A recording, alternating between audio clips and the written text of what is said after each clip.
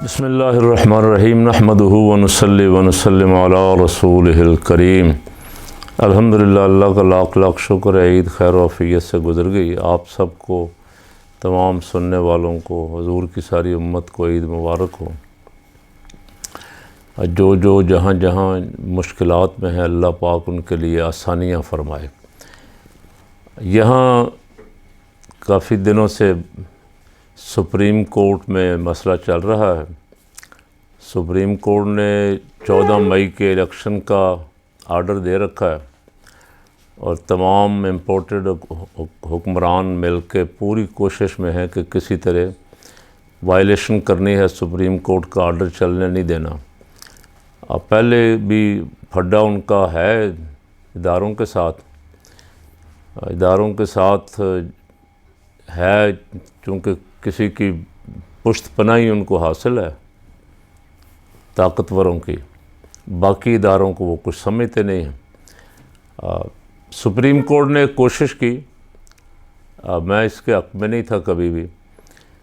Supreme court को अपने पहले आर्डर पे अमल करवाना चाहिए था, और जब दोबारा इलेक्शन कमीशन ने उस हुक्म को मानने से इनकार किया और शेड्यूल चेंज किया, तो इलेक्शन कमीशन को तौहीन अदालत लगा के अंदर करना चाहिए था और उससे पूछना चाहिए था कि कौन उसको इस पे उकसा रहा है।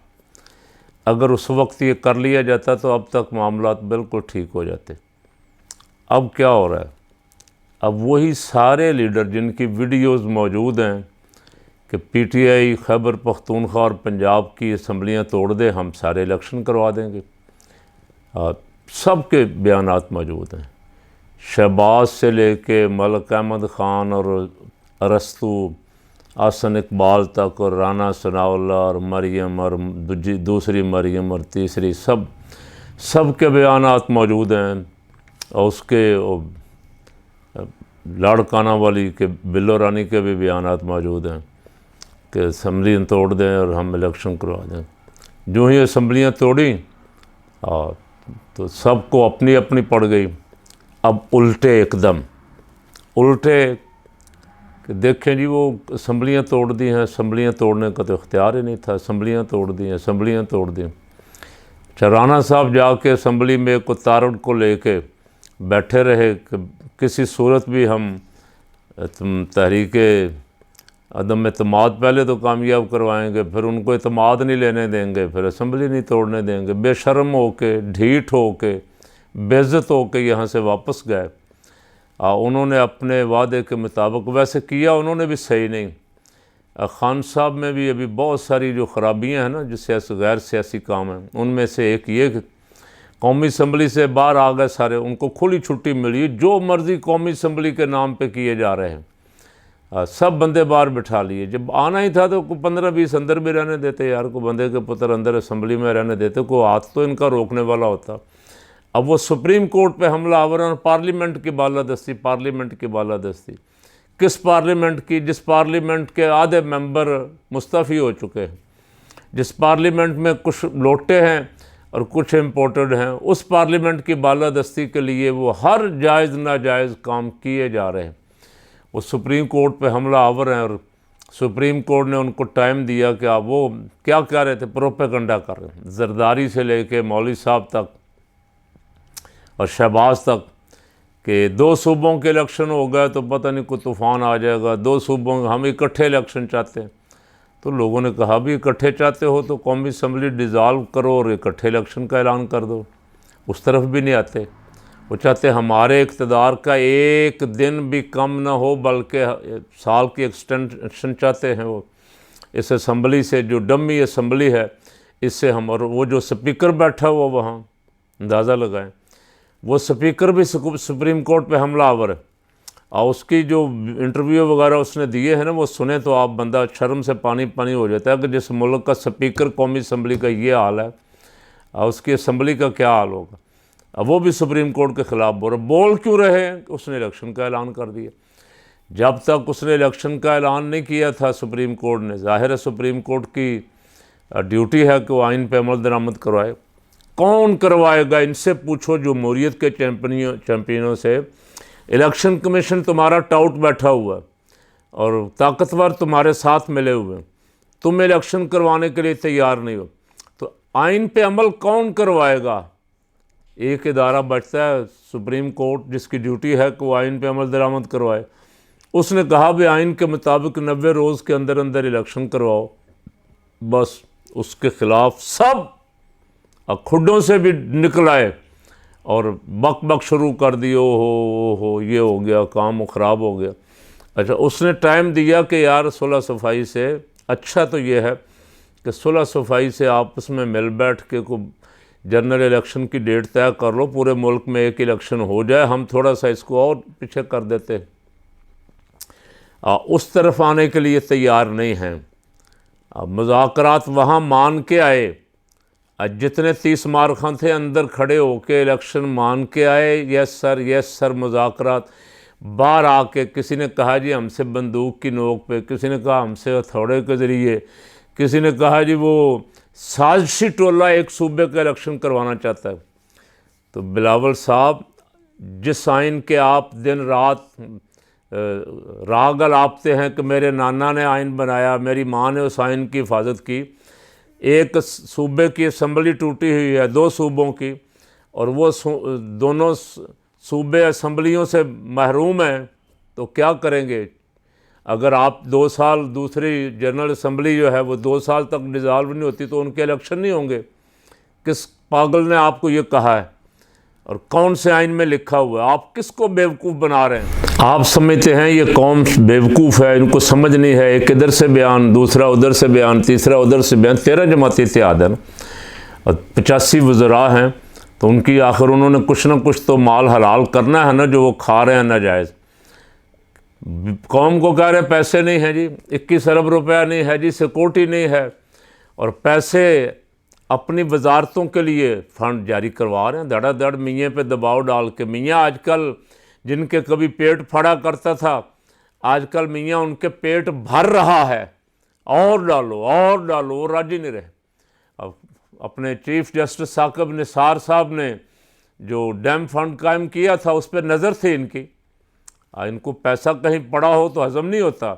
ये उस डैम की रकम जो है वो सुप्रीम कोर्ट के अकाउंट में थी। कल परसों इस जाली असम्बली से करारदाद पास हुई है कि वो पैसा जो है वो सारा वफाक के सपुर्द किया जाए। और बिलावल साहब ने मुतालबा किया था कि ये हमारे सैलाब ज़दगान के लिए दे दिया जाए। बिलावल साहब, जो सैलाब ज़दगान के लिए पहले आपको मिला है वो कहाँ है? सैलाब ज़दगान तो अभी भी धक्के खाते फिर रहे हैं, सैलाब ज़दगान तो अभी भी रो रहे हैं, सैलाब ज़दगान तो अभी भी भूखे मर रहे हैं। वो बेचारे बाहर खुले आसमान तले पड़े, उनका पानी अभी तक नहीं निकला, आपका पेट अभी तक नहीं भरा। आपकी उन डैम वाले पैसों पे भी नज़र थी, इसीलिए आप कभी कभी वो साकिब निसार के ख़िलाफ़ बोलते भी इसीलिए कि पैसे उसने क्यों इकट्ठे किए। और अब आपने असम्बली अपनी, राजा रेंटल अपना बैठा हुआ है, और बाकी सारे ही एक से एक बड़े बड़े पाकिस्तान के लूटमार करने वाले बैठे हुए। कारीगर इस मामले में PhD। अब नई ऑडियो आ गई जी, वो 2 और ख़वातीन की। इस पे ढील नहीं होनी चाहिए थी। काश जब ये ऑडियो वीडियो वाला सिलसिला उस जाती उमरा की कोइन ने शुरू किया था ना, ऑडियो वीडियो कोइन ने, उस वक्त उसको पकड़ के बंद करना चाहिए था। और उसने इदारों की तबाही उतार दी। इदारे उसको ढील देते रहे इसलिए कि बहुत सारे बंदे उन्होंने मैनेज किए हुए हैं, अदालतों में भी और इदारों में भी। उसे हाथ डालना तो बहुत मुश्किल है। अब किसी ने उसको पूछा नहीं। अब कभी राना सनाउल्लाह, कभी जावेद लतीफ़, कभी ज़ुबान दराज़ी तारड़ जैसे लोग बोल रहे हैं सुप्रीम कोर्ट के ख़िलाफ़, और सुप्रीम कोर्ट तमाशाई बना हुआ। सुप्रीम कोर्ट को चाहिए था इनको इलेक्शन कमीशन समेत वज़ीर आज़म, वज़ीर ख़जाना, वज़ीर दिफा, वज़ीर दाखिला, ये सब पकड़ के अंदर किए होते तो आज तक मुल्क में बिल्कुल अमन अमान हो जाता, मामला सारे ठीक हो जाते। अब क्या कह रहे हैं? अब ये सुप्रीम कोर्ट पे हमलावर हो रहे हैं, और ऐन मुमकिन है कि ये 2 दिन बाद सुप्रीम कोर्ट पे बाकायदा हमला करें। जस्टिस उमर अतयाब बंदयाल के ख़िलाफ़, चूँकि वो मैनेज नहीं इनसे हो सके, वो आइन पे अमल दरामद करवाना चाहते हैं, वो चाहते हैं पाकिस्तान में इलेक्शन हो हर सूरत 14 मई को, और इनकी जान जा रही है। ये कहते हैं जी सूबे में इलेक्शन हो गया तो वफाक का क्या बनेगा, हमारा क्या बनेगा, बड़ा सूबा है यहाँ इलेक्शन। तो भाई सारा इकट्ठा करवा दो, आओ जाके अदालत में डेट दो, कोई मसला ही नहीं है। अदालत भी तैयार बैठी हुई है, बाकी पार्टियां भी तैयार बैठी। वो कहते हैं डेट का ऐलान करो, 2 महीने बाद भी करवाने, 2 महीने पहले करवा लो। जो 2 सूबे असम्बलियों से महरूम है उनको असम्बलियाँ तो उनकी बना लो। कौन सी जमहूरियत ये इजाज़त देती कि 6 महीने हो गए सूबे असम्बलियों से महरूम है, निगरान हुकूमत वहाँ बैठी हुई है जो 90 दिन से ऊपर 1 दिन नहीं जा सकती थी, वो ओवर हो चुकी है, और उसको भी सुप्रीम कोर्ट को चाहिए कान से पकड़ के छुट्टी करवाएं। जब तक सुप्रीम कोर्ट ये ढील देता रहेगा ना, इसका नुकसान होगा। ये जो जज साहबान जिन्होंने फैसला किया है और जो बेंच है इसको भी, और बाकी जो पीछे बैठे हुए जज साहबान हैं उनकी भी ये तबाही फेरेंगे। वो खुश ना बैठे, मुतमईन ना बैठे। ये सुप्रीम कोर्ट को लौंडी बनाना चाहते हैं, ये सुप्रीम कोर्ट को पंजाब पुलिस बनाना चाहते हैं, ये सुप्रीम कोर्ट को पटवारी बनाना चाहते हैं।